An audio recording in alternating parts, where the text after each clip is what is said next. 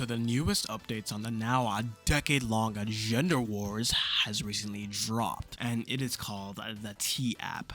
Basically, if you don't know already, what this app is essentially a social media platform exclusively for women to form communities amongst themselves and help each other identifying red flags when interacting with potential romantic partners. Clearly, the idea resonated with a lot of women as it's still the most downloaded app in the entire Apple Store, even surpassing ChatGPT. But the whole drama surrounding this app is that people born with a PP all over the internet are basically condemned this app, with takes ranging from mild ones like, "Oh, only unemployed women are on that app," to more incendiary ones like the people on this lovely corner of the internet calling for the entire thing to be banned. It's another front for the legendary gender wars that plagues younger people like myself. But that begs the question, does this T app really deserve to exist? Will it ruin dating forever, as so many people all over the interwebs claim? Is it perhaps another vicious assault on manhood by the evil wiles of modern feminism? Or is it nothing but a showcase of how bitter and misogynistic men can be? Well, here's my take. Starting off with what you get before you even download the thing, the whole branding and the way the app presents itself kind of gives plausibility to the arguments of both sides of the gender wars, and also gives me mixed feelings. On one hand, I feel like the intention of the app is very noble. The app essentially brings back the safety that women have in communities and being able to get an understanding of a man's personality before even meeting him, a point which I'll touch on later. On the other hand, I feel it would be a bit disingenuous to say that the app wasn't made, at least partially, with the aim of facilitating gossip and petty drama.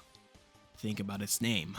The term T was used by girls long before the age of being terminally online becoming popular.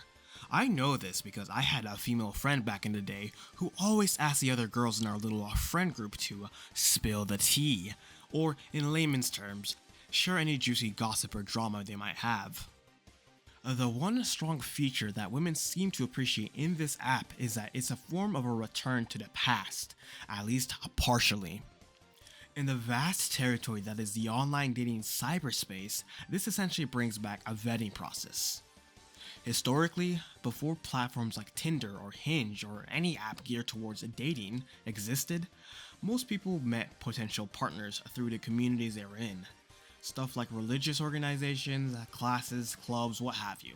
People looking for romantic partners turned to their friends and family, who often paired them with someone else in their community or who they knew and trusted to be of good enough character to be date-worthy, rather than turning to the internet.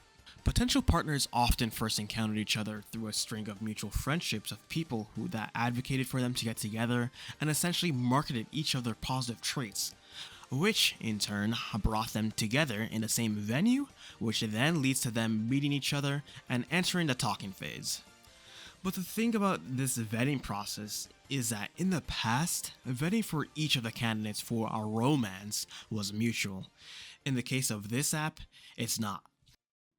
The most common argument I've seen against this app has been the risk of a man getting slandered on the app, and because this app is a female exclusive, the man may not even know of the libel being written against him. I feel like this is a genuine concern that should be addressed, but at the same time, I also feel like it's blown way out of proportion. Given the whole choices of marketing that the app took that I explained before, it probably attracts women of all varieties, because the average woman wants to look out for their safety when dating a new man. But I feel that the intention and usage patterns will differ depending on the type of a woman who uses it. I think a regular woman who just wants to make sure of their safety, and only that, would just use it to search for who they're meeting and see if there's anything concerning posted about them there. And then you have what I believe is a larger proportion of chicks who use the apps, the ones obsessed with chaos and drama, and T, who are most likely to post some form of libel. And it's not always a case of women just lying about a man outright. It could also easily be a matter of information changing through the long game of telephone that is using social media. A woman being uncomfortable while having intimate moments with a man could easily turn into a case of SA. I'm not gonna lie, it kinda pains me that I have to self-censor here, But basically, the issue that even regular social media has also can apply here. My last talking point I want to touch on here is T-Born, a male exclusive incarnation of the app. Conceptually, it's the same thing as its female-oriented counterpart, except that you can't access it because it was taken down from the App Store in literally under a week. Now, Apple hasn't given comment about why yet, but my speculation is that it was taken down because of the proliferation of illegal content, more specifically, revenge porn. Because of this ban, many spaces on the internet have cried as sexism and say that the T app should also be banned. I do think it's a double standard because nothing stops a woman from committing the exact same crime, especially since guys are quite eager to provide such photos to any female who's willing. I actually have some experience with that, which caused me to have a sympathy for women, but that's another tale for another time. But at the same time, when the social context of the bill that was passed that criminalizes this type of behavior, I think it's justified for the T-Born app to be removed. If a woman on the regular T app was to post that type of content featuring a man, obviously this is a breach of the law and a highly immoral thing to do. But the worst that the average male subject in this situation could face is constant jokes, akin to how Donald Trump was portrayed in the recent South Park episode. Hey, what the fuck is this, better? This is the painting you asked for, sir. Why is my dick so small? But that's the size it is in the photo. Get this guy out of here! I'm gonna sue you! I'm gonna sue both of you! On the other hand, if it was a male user of the T-Born app spreading content featuring a female subject, she could face far worse consequences. Revenge porn is never a good thing, regardless of who's the victim, but because of the view of women in society, the crime is far more dangerous when done to a female. And another little update, while I was making this video, it turns out there was a massive data leak, or data breach or whatever, where a bunch of the IDs of registered women on that platform got leaked by specifically 4chan users. Which I think goes to highlight the whole severity of the gender wars going on right now and how the intention of this app might not be so entirely pure. It could have been a cash grab. This leak, because they put a bunch of government IDs on public databases where anyone with the know-how can actually access the data, it kind of muddies the purity and the intentions of the creation of the app because the creator of the app is male, by the way, so if they're that unwilling to even spend a little bit of money in properly securing the privacy and private details of these women registered on the app, I think it's telling. And when you think about the fact that the app is actually banned in the EU because it violates this law, I think the privacy concerns that the app poses are just more and more plausible, you know? Not just for the men who are potentially getting gossiped on in the app, but for the women who are doing the gossiping, you know? It also makes the whole point of the app to quote unquote to protect the women kind of ironic when they can't even secure their private information they need to even be on the app. And that's not to say that the women are entirely innocent here. These are chicks, bitter chicks who are willing to give up their personal information just to have access to a space where they can anonymously dunk on people for no good reason. I'm not gonna lie, it makes unemployment look like a scary thing.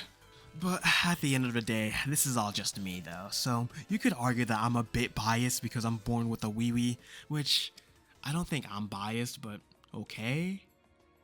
But at the end of the day, I'm just interested in getting a lifelong partner who could take care of me and that I could take care of.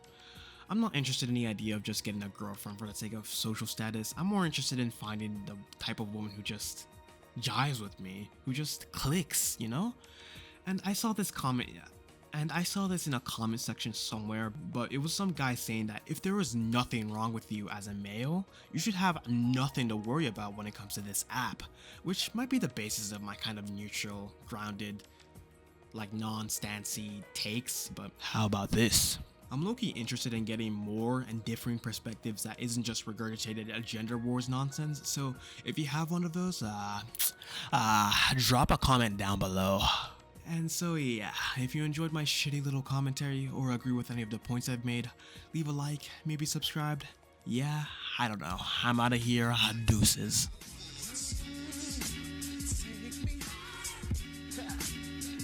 Anybody out there? Do you know what I'm saying? talking about. Yeah, yeah. Take me.